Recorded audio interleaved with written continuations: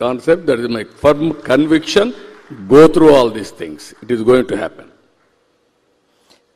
Sir AP ఇప్పటికీ కూడా వ్యవసాయ ఆధారిత రాష్ట్రం.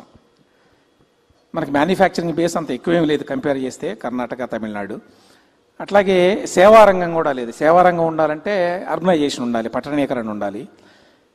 అమరావతి ఒకటి నిర్మాణం జరుగుతోంది, విశాఖపట్నం ఉంది, పెద్దపట్నం.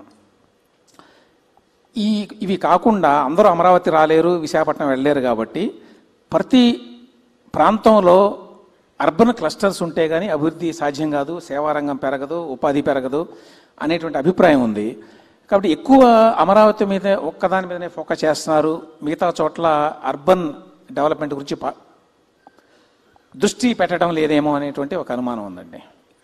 విమర్శలు చేసేవాళ్ళు చాలామంది ఉంటారు, కానీ ఒక్క విషయం మీరు గుర్తుపెట్టుకోవాలి.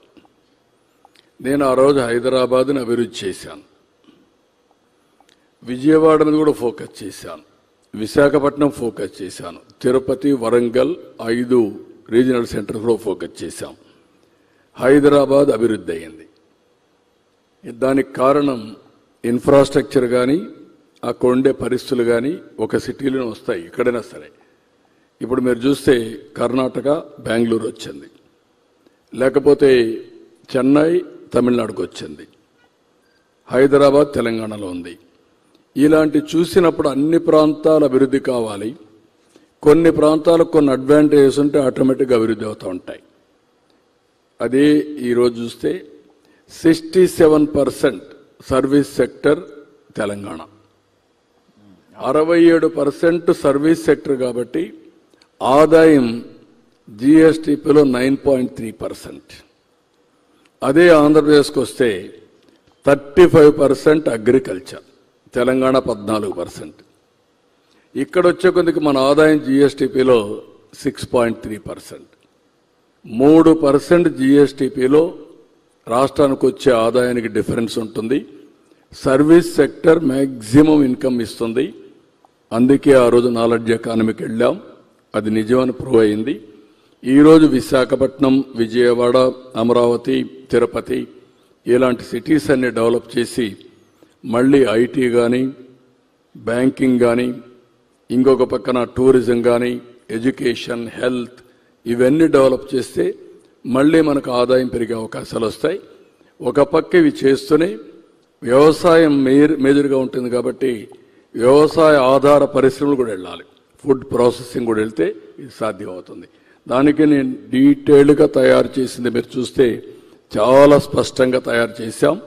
రాబోయే రోజుల్లో ఏ విధంగా ఏ సెక్టర్ ఏ విధంగా ట్రాన్స్ఫర్మేషన్ రావాలనో దానికి డీటెయిల్గా తయారు చేసి ముందుకు పోతాను. సరే, మళ్ళీ మనం ఎక్కడ స్టార్ట్ చేసామో అక్కడికి వస్తాను.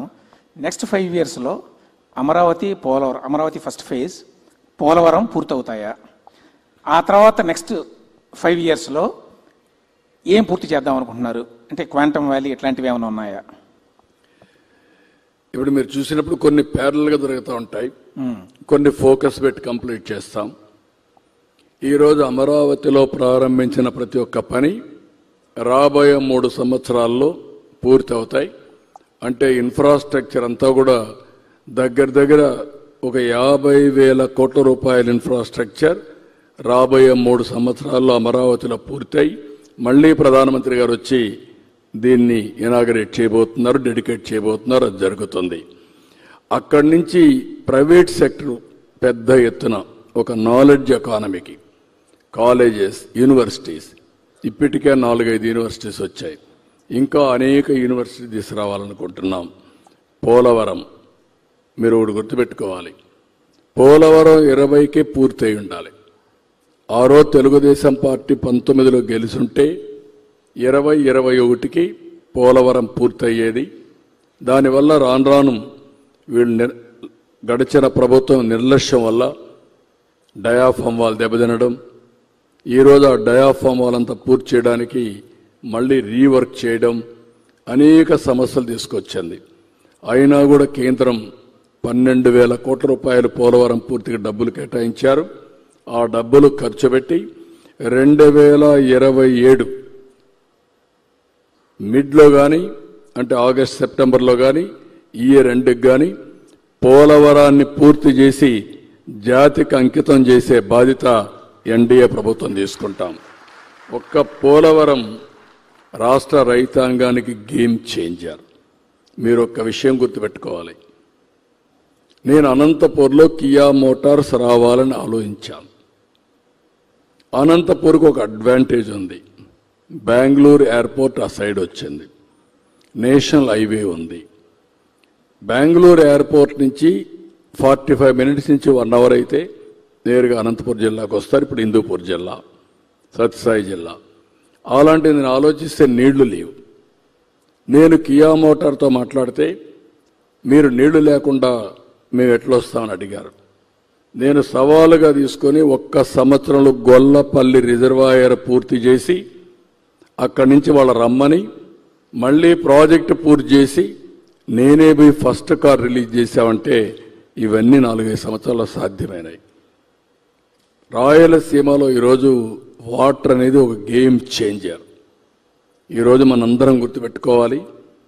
ఎన్టీ రామారావు గారు ఆ రోజు ఆలోచించింది, బచావత్ అవార్డులో సర్ప్లస్ వాటర్ వాడుకునే అవకాశం ఆంధ్రప్రదేశ్కు ఉంది, మనం వాడుకోవాలని ఒక నిర్ణయం తీసుకుని అనేక ప్రాజెక్టులు ప్రారంభించాడు.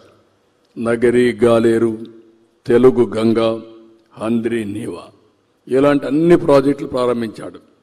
కానీ ఈరోజు ఆ ప్రాజెక్టులన్నీ పూర్తి చేసి రాయలసీమని రతనాల సీమగా చేసే అవకాశం ఈరోజు ఎన్డీఏ ప్రభుత్వానికి వచ్చింది. అది చేస్తున్నాం.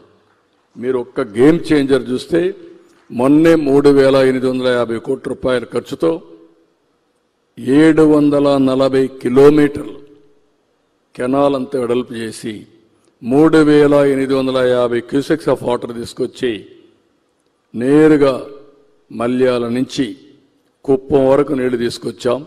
అసాధ్యమన్నారు, సాధ్యం చేశాం. 100 డేస్లో చేయగలిగాం. అలాంటి ఫోకస్ అప్పుడు తీసుకొని ముందుకు పోతున్నాం. కాబట్టి ఇవన్నీ సాధ్యమవుతాయి. ఈ 2029 ఎన్నికల నాటికి పూర్తవుతాయని చెప్తున్నారు. అమరావతి, పోలవరం అంటే అమరావతి నెవర్ ఎండింగ్, అది ఫస్ట్ ఫేజ్ అండి. ఇన్ఫ్రాస్ట్రక్చర్ పూర్తి అవుతుంది. చాలా మంది వచ్చి ఇది చేస్తారు. ఇప్పుడు హైదరాబాద్ నగరం ఏ విధంగా అయితే అభివృద్ధి అవుతా ఉంటుందో ఇది కూడా అభివృద్ధి అవుతానే ఉంటుంది. ఆ తర్వాత 5 ఇయర్స్లో ఉన్న టార్గెట్స్ ఏంటి? ఇప్పుడు క్వాంటమ్ వ్యాలీ అని చెప్పి మొదలుపెట్టారు. దాని వెనక ఐడియా ఏంటండి? అంటే ఎప్పటికి పూర్తవుతుంది, దాని యొక్క ఫలాలు ఎప్పటికి వస్తాయని? ఇప్పుడు చాలామంది నేను హైటెక్ సిటీ అంటే ఆ రోజు హైటెక్ సిటీ అవసరమా అన్నారు. ఆ రోజు హైటెక్ సిటీ ప్రారంభించి అదే సమయంలో అక్కడ డబ్బులు కూడా ఎక్కడి నుంచి వస్తాయన్నారు. నేను పెట్టలా దానికి. అక్కడ ల్యాండ్ ఉంది, ల్యాండ్ ఇచ్చాను. ఎల్ఎన్టీని రమ్మన్నాం, ఒక బ్యూటిఫుల్ టవర్ కట్టమన్నాం పీపీపీ మోడల్లో.